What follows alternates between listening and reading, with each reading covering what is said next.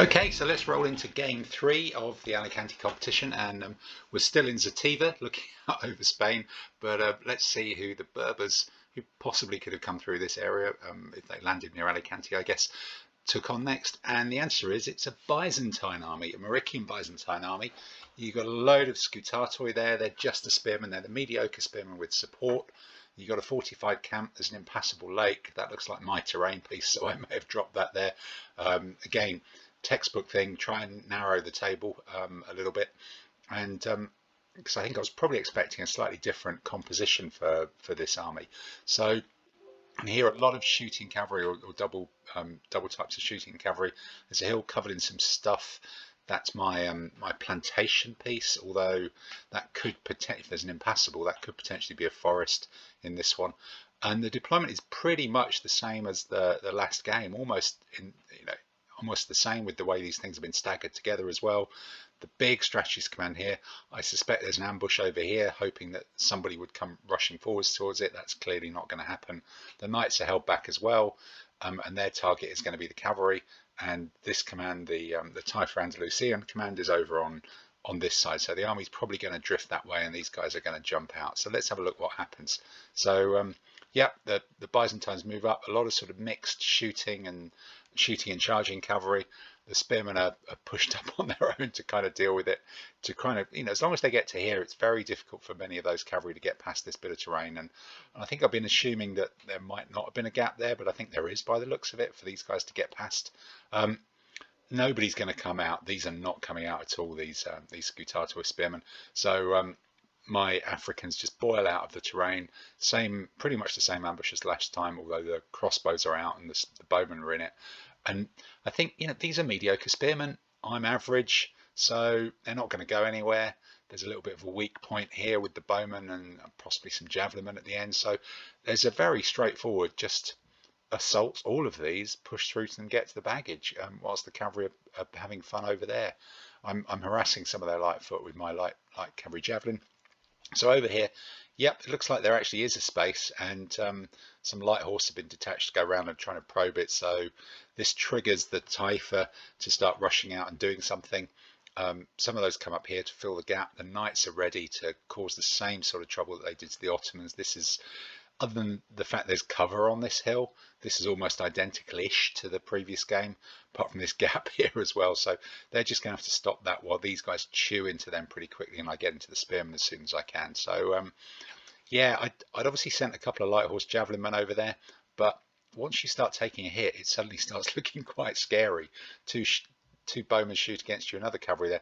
They're pulling out, but all again, I need to do a gap between some terrain, some heavy cavalry. As long as they can't get through here, this still works for me while I'm fighting over there. So this is lining up. My whole army has sort of slid across to the right a little here. The blackguard spear are here to block these guys off.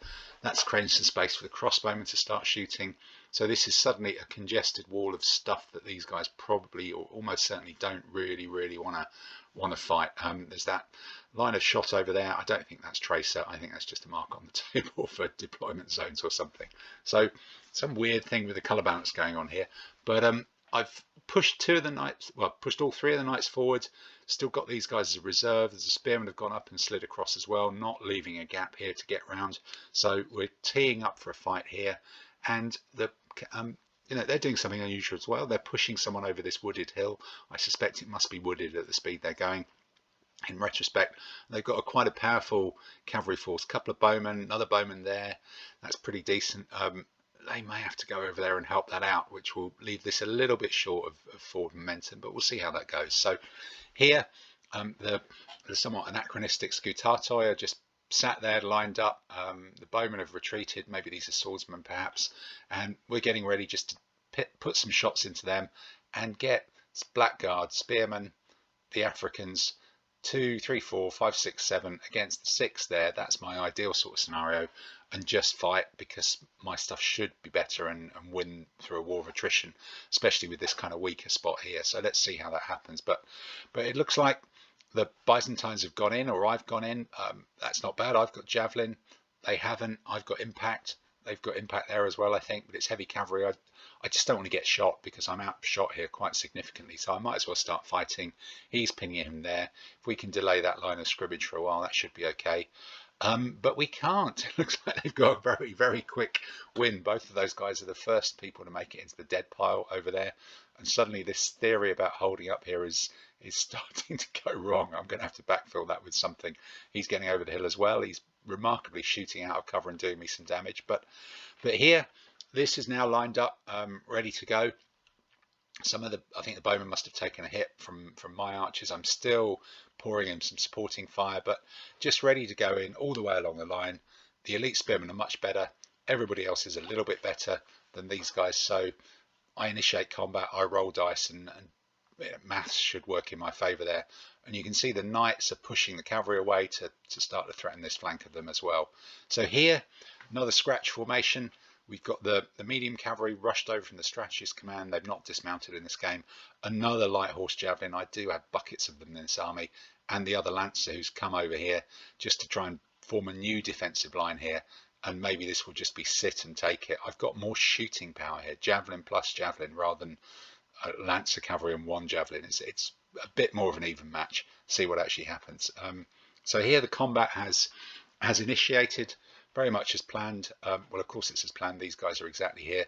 I've actually even managed to push a crossbowman through there because the knights have fully occupied the cavalry in this zone and the spearmen have fully occupied them as well. So I've got a potential overlap on the end of this support. All these support markers will become irrelevant after this first round of combat. We've only got one marker. There's a couple of marker. Let's see what happens after combat's happening. So I've gained no extra markers there. These guys have taken a couple of hits. They've taken two, but one hit, one hit, one hit. So this against the elites with an overlap, 2 hits, 1 hit, those lot are in an awful lot of trouble. My knights have gone in and done damage as well first round. So this is just the mediocrity of these spearmen just getting hit by a solid line of decent ordinary troops. So over here, inevitably as the knights push forward, and I've had to redeploy those reserves, this is getting a bit thin.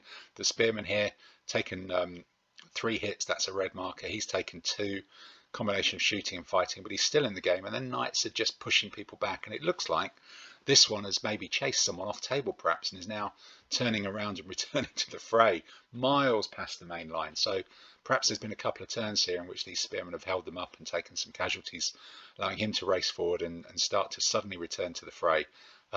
Here, yep, there must have been a couple of turns. So you see holes there in the line where there's the weak point. The bowmen, maybe I've lost a couple of Africans here in the melee, but there's a gap and the bowmen are through. They're into the baggage. That's a fortified baggage. As long as that falls over, that's 6 points of damage. Really knocks this fairly small army a big hole, as well as all the markers and all the other casualties. Here, the knights are still causing trouble. This guy who had clearly chased people off table is coming back as well. The bowmen have been caught on their own, fighting against my crossbowmen. They're in the flank with the spearmen who destroyed someone. The knights are acting as support. It's just carnage for this this sort of small army. It's all the matchups have gone against it, which really hasn't worked well. And even this guy who tried to come around has actually been driven back. My shooting has absolutely, the tide has turned. They won in combat very quickly, but my shooting has outshot them, and they've now got a couple of hit markers, and we've just driven them back towards the edge of the table, taking the other light horse out of the way. So look, that's a big old pile of casualties. There's a reasonable amount, 1, 2, 3, 4, 5, 6, 7, 8, 9. That's 18 out of my 24, I think it is. 20 might even be 26, something like that.